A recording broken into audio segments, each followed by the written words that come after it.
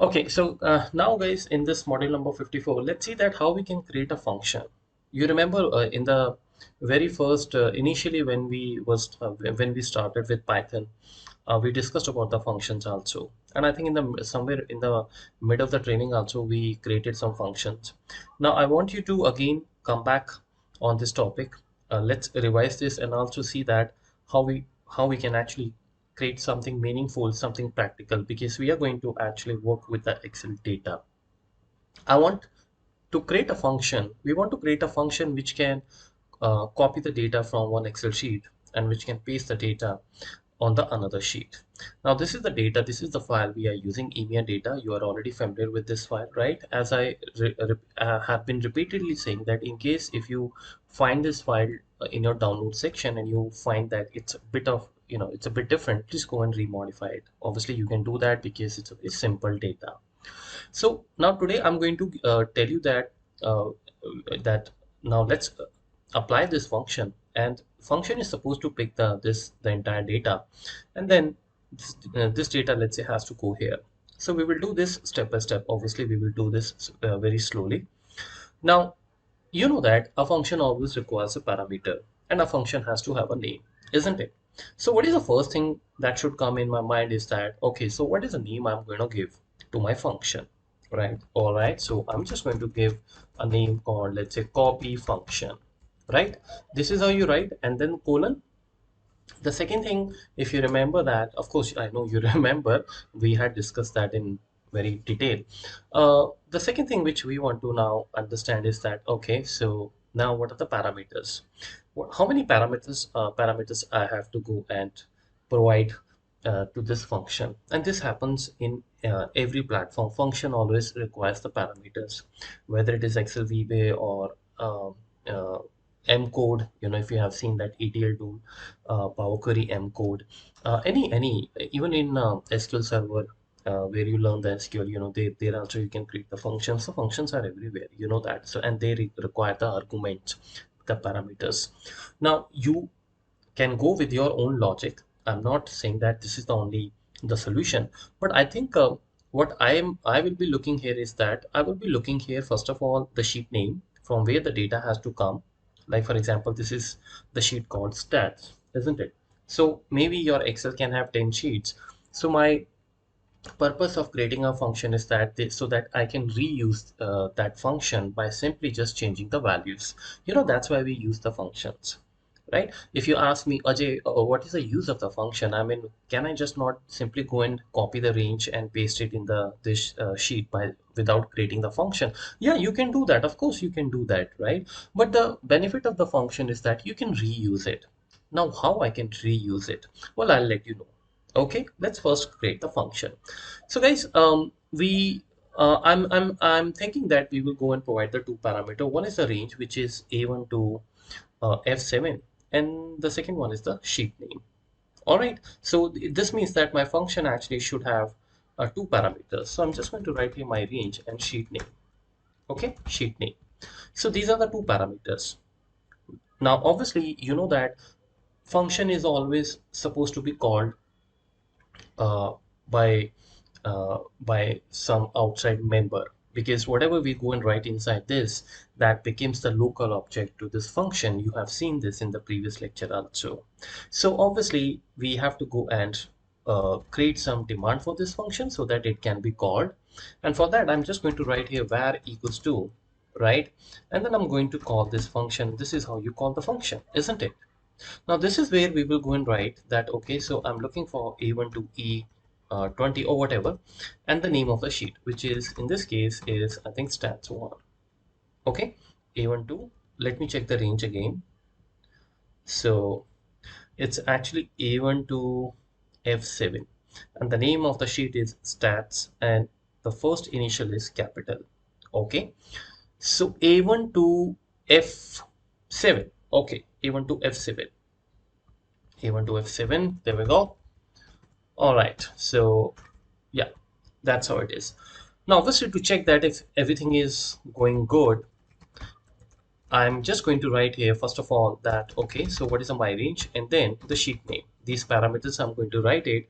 Now let's see that if the function is going to be called by this particular this line or not. And I know that it is going to be called, but just to cross check the things, let's go and run the code and let's see that. Let's go step by step, isn't it?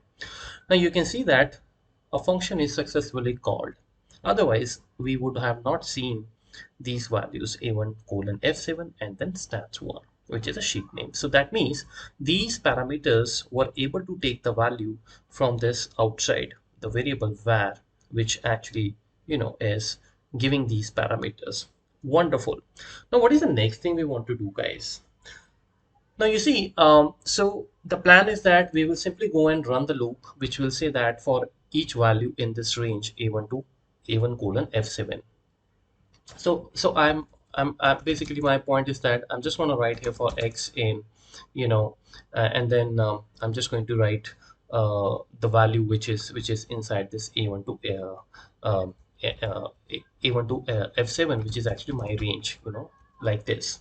And then we will go and uh, pick all the values one by one. But you know that before we do that, I mean, range is what? A1 to f7 is not actually a range right now, by the way.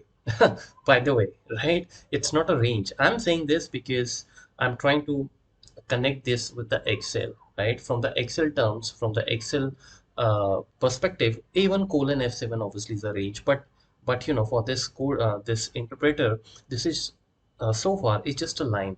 It is just a string, isn't it? So we have to convert this into a range. We have to convert. We have to go and set the range object, right?